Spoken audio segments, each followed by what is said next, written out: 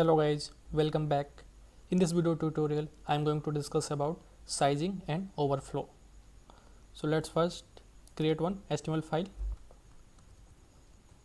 sizing underscore overflow.html. So now puts the boilerplate code here. Okay, and now I'm going to launch the live server. So alt plus L plus O. So this is the live server. So now I'm going to change the title, sizing and overflow. Okay, so here inside this body tag, first I'm going to take one h1 tag,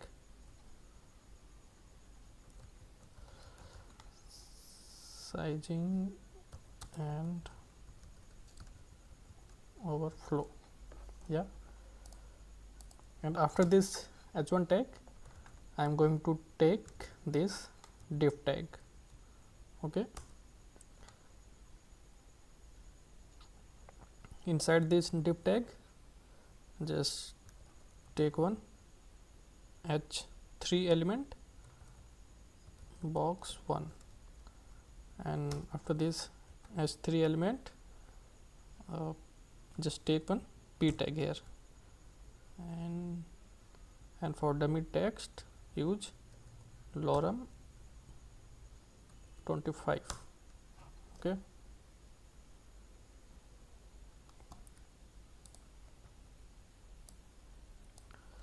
and save this file. So this is the first box, and define the class here.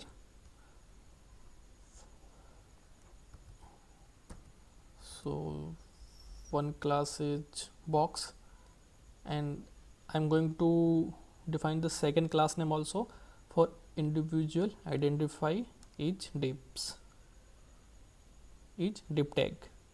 So like box 1. Okay, and then I'm going to copy it and paste 2 more times. Okay, then change this box 2 and box 2, and change this to box 3 and box 3, and save this. So here we can see the 3 boxes are appearing on the browser. Okay, so now I'm going to give the style for these boxes. So first take this class box. So whatever the style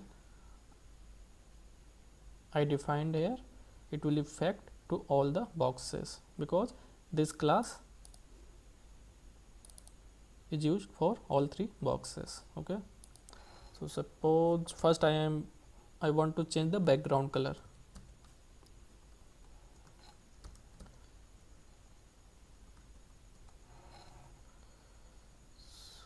Sorry, yeah, first I need to take the style tag.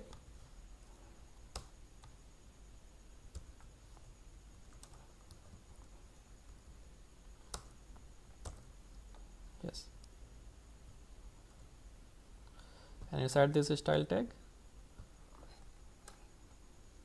let's define the style for this class box. Background color, suppose I'm going to give pink. Okay, and then for text color I'm going to give blue. Okay, we can see here. So in this browser let's press F12, and here we can see there is no padding and margin. Okay, for these 3 divs only it's showing the blue color. Blue color is for the content. Okay, this blue color, no padding and margin is there. So let's define the padding and margin. So first I'm going to define padding 20 pixel Yes. So now we can see there is green color which denotes padding. Okay, and it's not looks better, so for this I need to give the border also, border like 5 pixel solid black, this.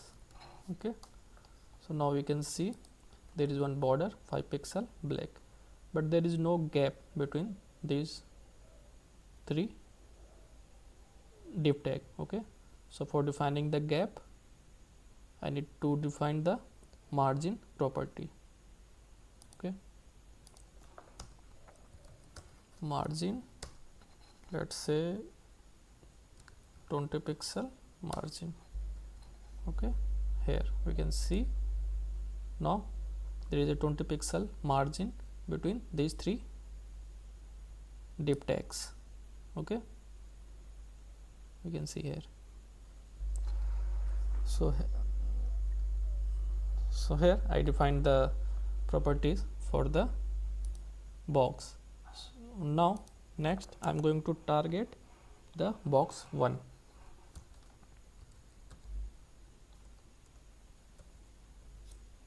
Box 1. Okay, so for box 1 I am going to define the width.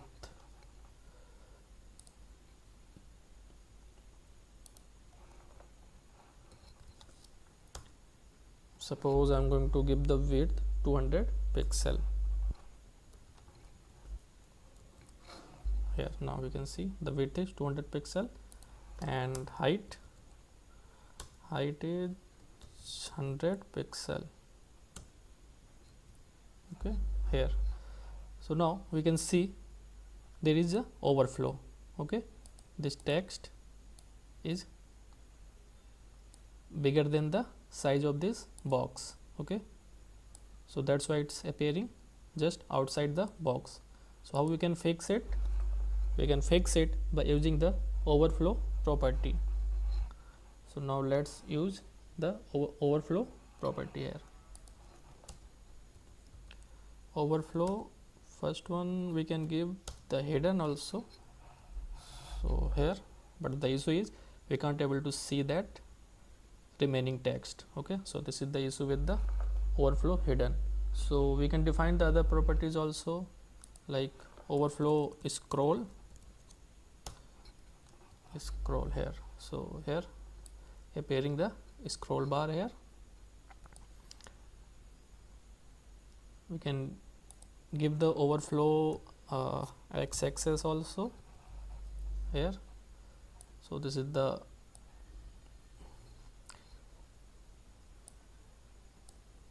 x-axis and this is the y-axis. So because on the x-axis there is no overflow. Okay, so that's why the scroll bar is not appearing here. Okay, there is only overflow on the y-axis only. Okay, so we can give the overflow y-axis here. Okay,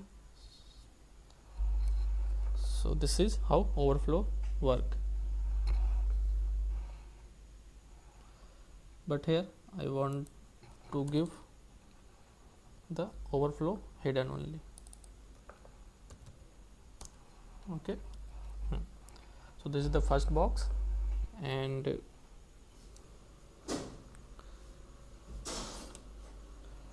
now I am going to target the second box. Okay, dot box 2. This is, now I am going to set the width of the second box. So for this I need to take this width property, and width is 50%. Okay, here I am setting the width in percentage. So what happened? As we can see, this is the width of the second box is shrink to the 50% of the browser width. Okay, and now I am going to target this p tag. Okay, this p tag. So for this we can define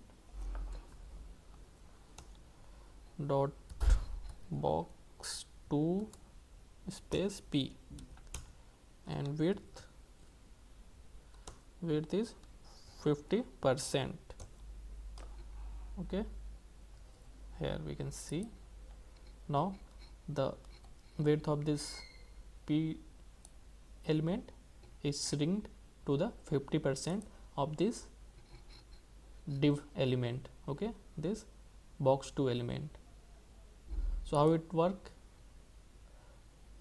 The parent element of this div is the browser window. Okay, so that's why it's set to the 50% of this browser window, but the parent element for this p tag is this div tag only. Okay, so that's why it sets to the 50% of this div tag.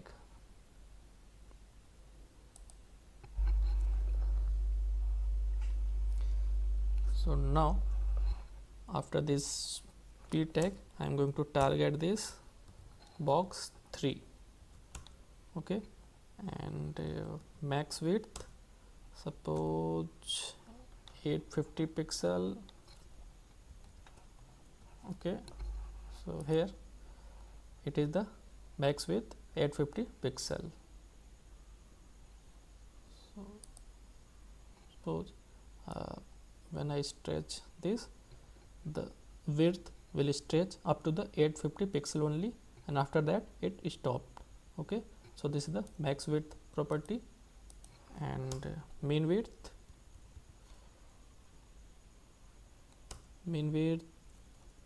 suppose 400 pixel.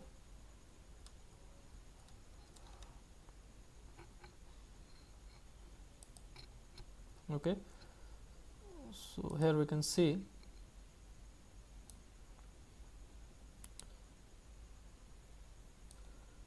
or I can increase the mean width to 600 pixel. Okay,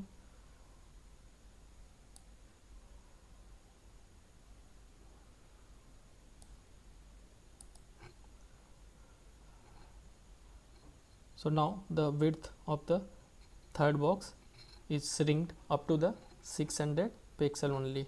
After that it stopped shrinking. As we can see, now it's not shrinking, it just stopped. Okay, so till now it is shrinking 600 pixel, and after that it stopped the shrinking. So here you can see better this. Okay, so this is the 600 pixel till here, and after this it stops shrinking.